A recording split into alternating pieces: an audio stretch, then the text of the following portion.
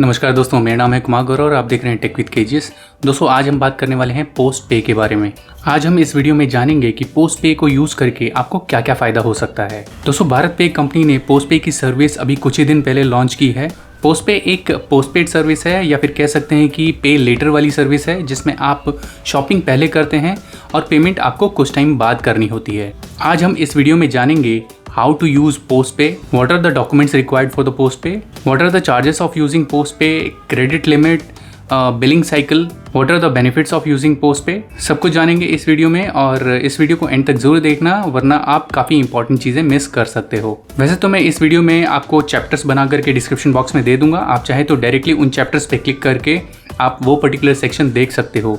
But मेरा यह suggestion रहेगा कि आप वीडियो को एंड तक देखिए, पूरा देखिए, कुछ भी स्किप मत कीजिए, बिकॉज सारी की सारी चीज़ें काफ़ी इंपॉर्टेंट होने वाली हैं। और अगर आपको ये वीडियो अच्छी लगे तो इसे लाइक कर देना, शेयर कर देना अपने दोस्तों के साथ। और अगर आप मेरे चैनल पर नए हैं तो मेरे चैनल को सब्सक्राइब कर लीजिए ऐसी इंपॉर्टेंट वीडियोस को देखने के लिए। सो स्टार्ट करते हैं ये वीडियो।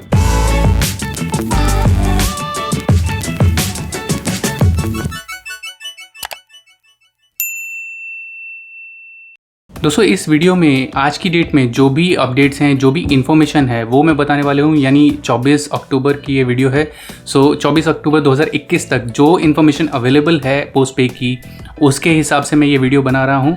आगे चल करके हो सकता है कि इसमें और भी चेंजेस आएँ, बिकॉज ये नई सर्विस है और नई सर्विस में अक्सर ये होता है कि कुछ ना कुछ चेंजेस आते रहते हैं।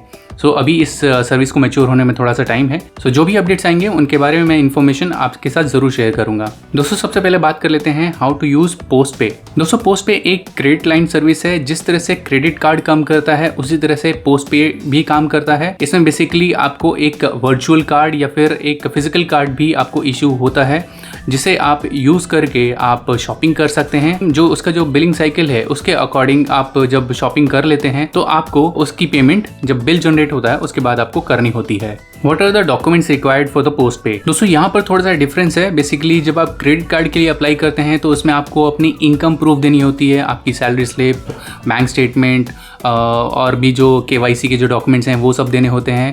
बट यहाँ पर आपको इनकम प्रूफ वगैरह नहीं देना होगा। यहाँ पे आपको सिर्फ आधार कार्ड और आपका पैन कार्ड डिटेल्स देनी होंगी और उसी के बेसिस पे आपकी एलिजिबिलिटी कैलकुलेट होगी और उसी के हिसाब से आपको ये पोस्ट पे की सर्विस मिलेगी।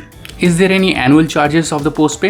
दोस्तों, क्रेडिट कार्ड जब आप यूज़ करते हैं तो उसमें आपको कुछ एनुअल चार्जेस देने होते हैं, बट यहाँ पर पोस्ट पे में आपको कोई भी एनुअल चार्ज नहीं देने हैं। Credit limit on postpay. दोस्तों, क्रेडिट लिमिट जो पोस्ट पे की है वो वेरी करती है।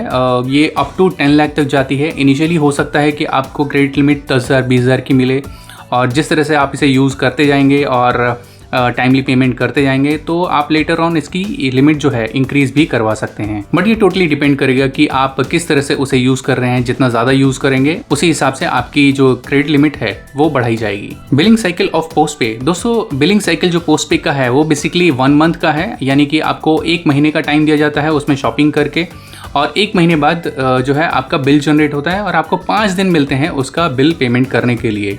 सो बेसिकली कह सकते हैं कि अगर मैं फॉर एग्जांपल 1 नवंबर से इनका बिलिंग साइकिल अगर स्टार्ट होता है तो ये 30 नवंबर तक आप इसमें शॉपिंग कर सकते हैं, और 1 दिसंबर को इसका बिल जनरेट होगा और आपको 6 दिसंबर से पहले पहले उसका बिल पे करना होगा। ATM विड्रॉल, क्या इससे हम पैसे निकाल सकते हैं ATM में इस कार्ड को डाल करके? नहीं दोस्तों, इसमें आप ATM विड्रॉल नहीं कर सकते हैं। बैंक ट्रांसफ़र फ्रॉम पोस्ट पे। दोस्तों, इसमें एक अच्छी फैसिलिटी है कि आप अपनी जो क्रेडिट लिमिट जो है, जो भी आपका अमाउंट बैलेंस है आपके इस कार्ड में, वो आप अपने बैंक अकाउंट में ट्रांसफ़र कर सकते हैं या फिर किसी और को भी, अपनी फैमिली फ्रेंड्स या जिसको भी चाहें आप भेज सकते हैं। EMI on postpay. दोस्तों, अगर आप कोई भी ट्रांजैक्शन करते हैं या फिर जो आपका टोटल आउटस्टैंडिंग अमाउंट होता है, अगर आपको मुश्किल होती है पे करने में टाइमली, तो आप उसकी EMI भी कन्वर्ट करा सकते हैं। Rate of interest on EMIs। दोस्तों, जो रेट ऑफ इंटरेस्ट है EMI के लिए, अगर आप EMI के लिए ऑप्ट करते हैं किसी भी ट्रांजैक्शन या फिर ओवरऑल बिल की,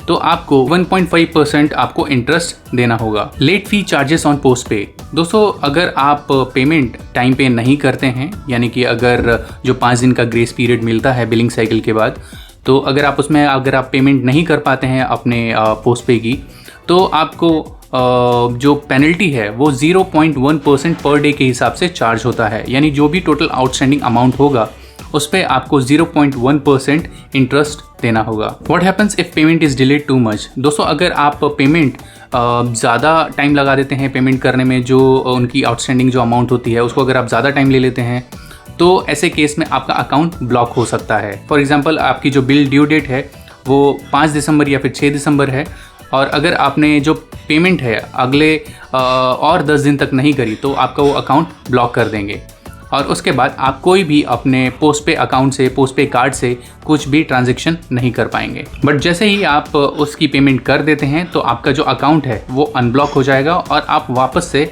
उस पोस्ट पे सर्विस को यूज़ कर पाएंगे। How is the customer support on postpay? दोस्तों जो कस्टमर सपोर्ट है पोस्ट पे का ये काफ़ी लिमिटेड है आज की डेट में। इन्होंने सिर्फ ईमेल सर्विस दे रखी है, यानी कि आपको कोई भी इशू होता है तो आपको इनको मेल करना होगा और मेल से ही आपकी प्रॉब्लम का सलूशन मिलेगा। ये चाहे तो मतलब आपकी मेल देख करके हो सकता है कि आपको कॉल करें, बट आप डायरेक्टली इन्हें कॉल नहीं कर पाएंगे। रिवॉर्ड पॉइंट्स ऑन पोस्ट पे, क्या क्रेडिट कार्ड की तरह इसमें भी रिवॉर्ड्स मिलते हैं, रिवॉर्ड पॉइंट्स मिलते हैं? तो दोस्तों इसमें रिवॉर्ड पॉइंट्स तो मिलते हैं बट उस तरीके से नहीं जिस तरह से क्रेडिट कार्ड में मिलते हैं। दोस्तों इसमें रिवॉर्ड पॉइंट्स तो होते हैं बट काफ़ी लिमिटेड टाइम के लिए होते हैं। ये क्रेडिट कार्ड के रिवॉर्ड पॉइंट्स की तरह काम नहीं करता है। इसका जो है मैकेनिज्म थोड़ा सा डिफरेंट है। इसके बारे में मैं डिटेल वीडियो बनाने वाला हूँ और उसको देखने के लिए आप मेरे चैनल को सब्सक्राइब कर लीजिए और बेल आइकन प्रेस कर दीजिए ताकि आप वो वीडियो मिस ना करें। तो दोस्तों अब बात कर लेते हैं इसके फ़ायदे, यानी कि अगर आप पोस्ट पे सर्विस यूज़ करते हैं तो उसका क्या फ़ायदा है। सो दोस्तों फर्स्ट बेनिफिट है क्रेडिट लाइन, यानी कि जब भी आपको कुछ शॉपिंग करनी है तो अगर आपके अकाउंट में पैसे नहीं हैं और तब भी आपको कुछ इंपॉर्टेंट चीज़ खरीदनी है, कई बार होता है कि आपका कैश ख़त्म हो चुका है और आप वेट कर रहे हैं अपनी सैलरी का या फिर कुछ कहीं से अमाउंट आने का, तो ऐसे केस में आप पोस्ट पे सर्विस यूज़ कर सकते हैं। तो ऑब्वियसली ये तो जनरल फ़ायदा, ये आपको क्रेडिट कार्ड में और इस टाइप की जितनी भी पे लेटर सर्विस है उसमें आपको मिलता ही है। दूसरा जो बेनिफिट है दोस्तों, earn interest on bank balance, यानी कि जो आपके अकाउंट में पैसे पड़े हैं फिर भी अगर आप पोस्ट पे सर्विस यूज़ करते हैं तो दोस्तों इसका फ़ायदा ये है कि आप 1 महीने तक जो आपको टाइम मिलता है उस महीने तक आपका जो अकाउंट में जो पैसा पड़ा है उसको भी तो आपको इंटरेस्ट मिलेगा। तो एक तरीके से ये बेनिफिट है, अगर आप पोस्ट पे सर्विस यूज़ करते हैं तो आप अपने बैंक अकाउंट का जो पैसा है उसे आप होल्ड कर सकते हैं 1 महीने के लिए मान लीजिए, और आपको उस 1 महीने का जो इंटरेस्ट है वो आपके अकाउंट में मिलेगा। Benefit number 3, EMI facility. दोस्तों बहुत बार ऐसा होता है कि हमें कुछ बड़े ट्रांजैक्शन करने होते हैं और आपके पास फंड्स नहीं हैं या आप फंड्स इन्वेस्ट नहीं करना चाहते, आप चाहते हैं कि आपके बैंक में जो पैसे पड़े हैं वो आप किसी और चीज़ के लिए यूज़ करें, तो ऐसे केस में आप EMI कन्वर्ट कराते हैं। तो ये इसका काफ़ी अच्छा बेनिफिट है। उन लोगों के लिए जिनके पास क्रेडिट कार्ड नहीं है वो इस सर्विस को यूज़ कर सकते हैं। जनरली क्रेडिट कार्ड में आपको EMI फैसिलिटी मिल जाती है, बट उन लोगों के लिए जिनके पास क्रेडिट कार्ड नहीं है उनके लिए काफ़ी फ़ायदेमंद हो सकता है। क्रेडिट लाइन बैंक ट्रांसफ़र, दोस्तों इसका ये फीचर मुझे काफ़ी अच्छा लगता है। इसमें क्या होता है कि आप अपना जो क्रेडिट है, आपका जो क्रेडिट लाइन जो बैलेंस है आपके पोस्ट पे अकाउंट में, आप चाहें तो वो जो है किसी को दे सकते हैं, अपने फ्रेंड्स रिलेटिव्स इन सबको दे सकते हैं, उनके अकाउंट में ट्रांसफ़र कर सकते हैं या फिर अपने अकाउंट में भी ट्रांसफ़र करके ले सकते हैं। सो ये एक काफ़ी अच्छा बेनिफिट है, यानी कि आप कैश विड्रॉ कर पाएंगे अपने अकाउंट से और उसको आप जैसे मर्जी यूज़ कर सकते हैं। दोस्तों अगला जो बेनिफिट है वो काफ़ी यूनिक बेनिफिट है, बिकॉज जनरली ये बेनिफिट आपको दूसरे क्रेडिट कार्ड वगैरह में नहीं मिलता है। ये है QR कोड बेस्ड पेमेंट, यानी कि अगर आपको कोई QR कोड बेस्ड पेमेंट करनी होती है, जो आपने शॉप्स वगैरह में देखा होगा कि वो अपने रिसेप्शन पे या फिर काउंटर पे एक QR code based PhonePe, Paytm, Google पे इन सब का जो बारकोड लगा के रखते हैं, आप उसको भी पेमेंट कर सकते हैं अपने पोस्ट पे सर्विस से।